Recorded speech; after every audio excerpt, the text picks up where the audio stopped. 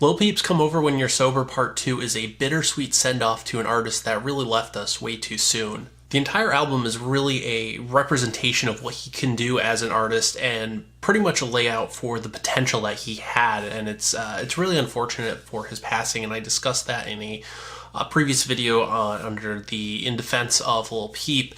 But we finally get a new album that comes out, again, unfortunately, after his death, and it's great to hear new music from him, but it's also it's a little bit weird to listen to it knowing that he's no longer around. I mean, not just the fact that he's no longer around, but the fact that this album is coming out after a year after his passing, and it's in a lot of ways feels like a tribute to him, even though, I mean, these are his songs and everything. It just feels like the way they've been arranged and the way that they've been produced are honoring him in a lot of ways. The album kicks off with a kind of somber intro where you hear almost like the chimes from a music box starting, and Lil Peep comes in with his unique voice and talking about how he's got to go and don't feel bad, but it's just the way things are. And it's weird because it's a fitting intro, I would say. I love it.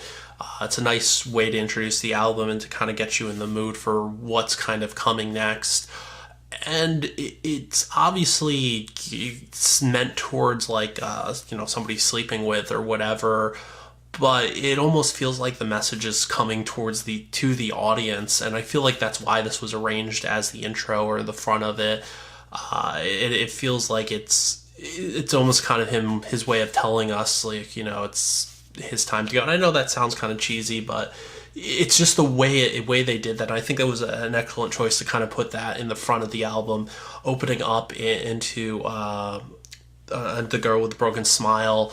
About kind of a girl who's already kind of been hurt and leaving her, kind of hurting her again, and it's a nice flow into the song itself. But the intro kind of, again, really kind of catches you, and they did a good job. And that's one thing I want to talk about is the production on this album, because I don't really know a lot about what went into this album, but I don't know how much input Peep had into the arrangement of these songs or the instrumentals of it. But I think everything they did was definitely a nice choice. I mean, there's obviously some moments where his vocals have been looped or manipulated in a different way. You can kind of hear that you know that this was because he wasn't actually, they had to kind of work with what they were left with.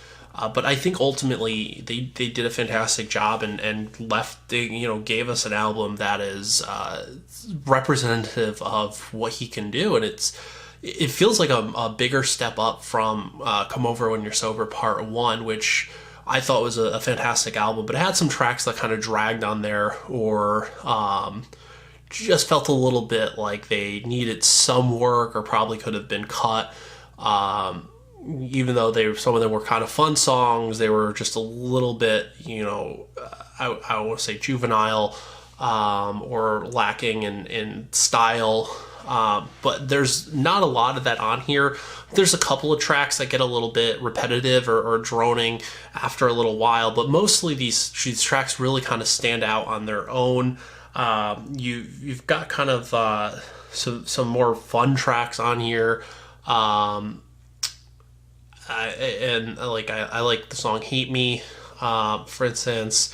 White Girls is kind of a fun song, but there's also kind of those one of the things I've always kind of liked about Lil Peep is that his obviously, any of these SoundCloud rappers, or what you want to call them, have always kind of glorified the lifestyle of drug use and abuse and things like that, and it's something that I kind of feel like, despite on the surface it may seem like Peep is glorifying it in a lot of ways, and I don't necessarily feel like he encourages it. It really kind of feels like a lot of these songs are kind of talking about, like for instance, Lean In or 16 Lines.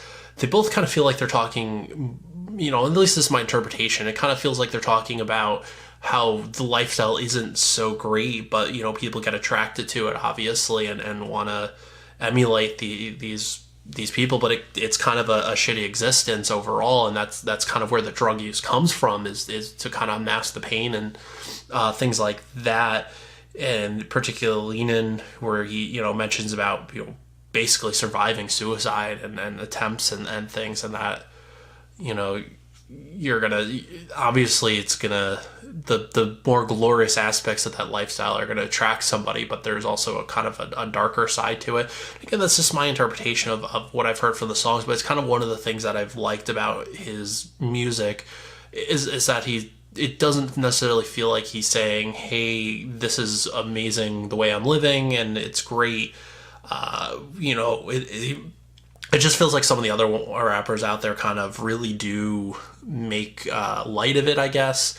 And obviously he does that occasionally, it feels like, as well, but I just feel like there's more to it under the surface. And that it's one of the things that kind of has drawn me to the music, and I think it's really on full display with this collection of songs. The other thing I've always liked about Lil Peep, and is definitely in full force on this album, is just his ability to take these kind of darker subject matters or things that could otherwise feel a little bit stale, and kind of present them with a hook that just makes them catchy and definitely interesting to listen to. For instance, the song Runaway, talking about how people are kind of fake and didn't actually care about him, and basically let him die. Just the song itself is just extremely catchy. I mean, it's kind of a really moody, dark song, but at the same time, it's kind of almost got I don't want to say upbeat, but it's more of something that's going to stay stuck in your ear. And that's kind of something he does well in a lot of songs. Like White Girls, for instance, another one. He kind of has a really good hook on that one. And it's just something that he, despite the song, I mean, most of his songs are repetitive if we're talking about it on a technical level. The choruses are generally repeated. There's not a lot of unique verses on them. But that said, it's the way it's packaged, the way it's presented, and he just has, the way his voice sounds is going to be a matter of opinion. Personally, I like the way his voice sounds. I just think that regardless of how you feel about his voice, the way he manages to kind of have that flow, that throughout the song, and kind of keep it going, and it almost feels like a lot of times like it's a lullaby or a children's rhyme or something that he's doing. And that's something that's kind of impressed me about him, is just he has a knack for it, and it's like none of his songs really kind of get grating or irritating. I would say some of them, after being repetitive, make it a little bit on the boring side. I skip some of them, but mostly overall, there's none that really kind of get under your skin or on your nerves or anything. They don't really irritate you like some other artists doing the same kind of style. So that's something he's always done, I think, very, very well. And it's definitely something on this album. And again, I don't really know how much of this was him, his direct input, in the sense of him creating these songs and having them lay out the way he wanted them, and how much was the production after his passing.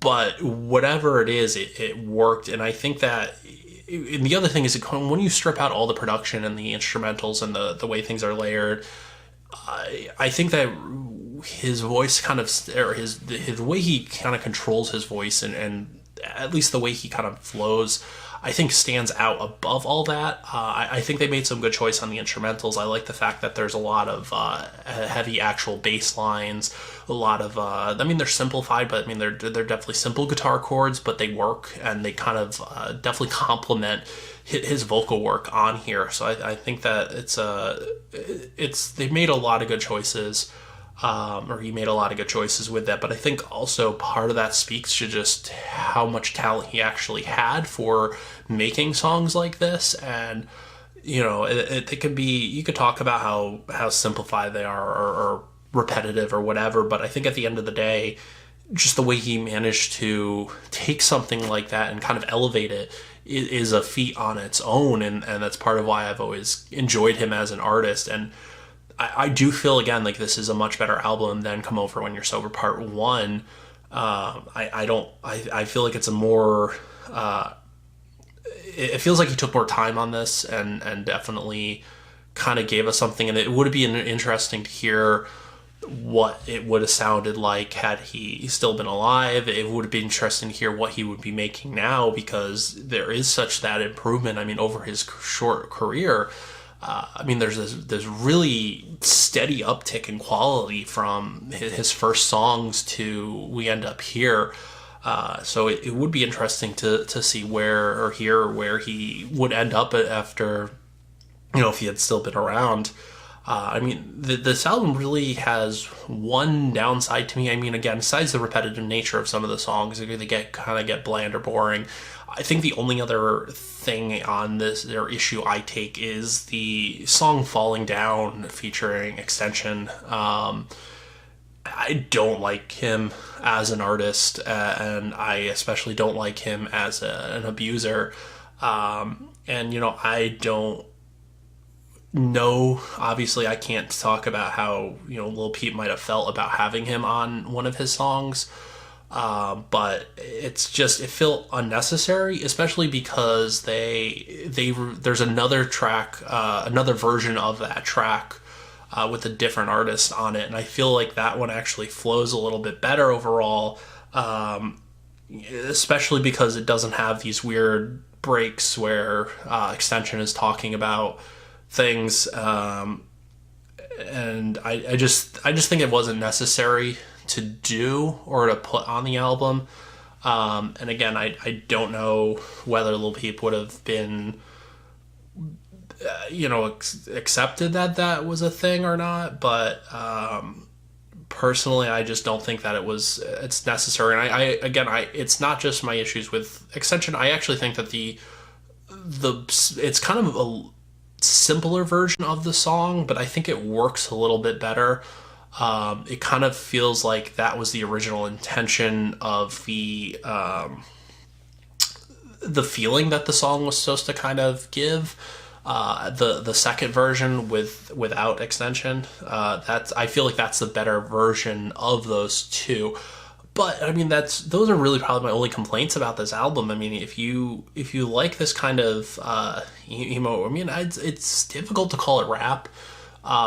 I would say I personally think there needs to be a better label for it, but if it's basically emo music for kids who like hip hop, and it's something that, as a kid who grew up listening to the kind of, early 2000s emo, it is something that does kind of draw me in, is the kind of darker content and the I guess the sadder lyrics and things. So I mean, Come Over When You're Sober Part 2, definitely it's a bittersweet album, mostly because we know he's not going to make another one, and it sucks. But if this is, obviously this is his last album, I think he definitely left us on a high note. I think he could have gone, just listening to this feels like he could have had so much potential to do more, but at the very least, we do get something. We do get this, and I think if he was still here, he would be very, very proud of this album. Thank you so much for watching the review of Lil Peep's Come Over When You're Sober Part 2. Let me know what you think down in the comments below. Make sure you like this video and subscribe to the channel for more. Also, make sure you're following me on social media, on Twitter at twitter.com/Metalloud, Facebook.com/Metalloud, Patreon, if you want to donate, is patreon.com/Metalloud, as well as on Instagram, which is metal_loud.